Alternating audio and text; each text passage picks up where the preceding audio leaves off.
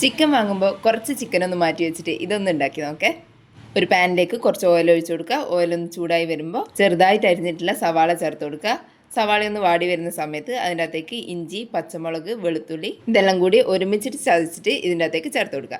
ഇനി അതും കൂടി മൂത്ത് വരുന്ന സമയത്ത് ഒരു 1/2 ടീസ്പൂൺ ഉപ്പ് ചേർത്ത് കൊടുക്കാം. ഒരു 3/4 ടീസ്പൂൺ ഗരം മസാലയും 1/4 ടീസ്പൂൺ മുളക് പൊടിയും 1/4 ടീസ്പൂൺ മഞ്ഞൾപ്പൊടിയും 1/2 ടീസ്പൂൺ കുരുമുളക് പൊടിയും കൂടി ചേർത്തിട്ട് നന്നായിട്ടൊന്ന് വഴറ്റിയെടുക്കാം.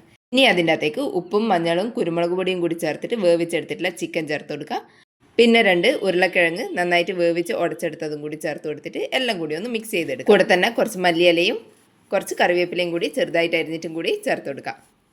ഇനി ഇത് നന്നായിട്ട് മിക്സ് ചെയ്തെടുത്തതിന് ശേഷം അതിൻ്റെ അകത്ത് നിന്ന് ചെറിയൊരു ഉരുളയാക്കിയിട്ട് എടുത്തിട്ട് കൈവെള്ളയിലിട്ടിട്ട് ഒന്ന് ഉരുട്ടിയിട്ട് ഒന്ന് പ്രസ് ചെയ്ത് കൊടുക്കാം.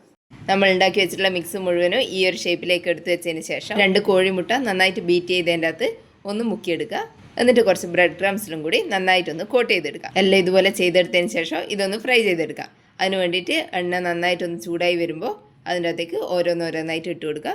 ഒരു ഭാഗം ഒന്ന് കളർ മാറി വരുന്ന സമയത്ത് മറിച്ചിട്ട് കൊടുക്കുക. എല്ലാം ഇതുപോലെ മറിച്ചിട്ട് കൊടുത്തതിന് ശേഷം കളറെല്ലാം നന്നായിട്ട് ചേഞ്ചായി വന്നു കഴിഞ്ഞാൽ ഇത് എണ്ണേൻ്റെ അകത്ത് നിന്ന് കോരിയെടുക്കാം. നല്ല ടേസ്റ്റി ആയിട്ടുള്ള ചിക്കൻ കട്ട്ലറ്റ് ഇതുപോലെ ഒന്ന് ഉണ്ടാക്കി നോക്കണേ.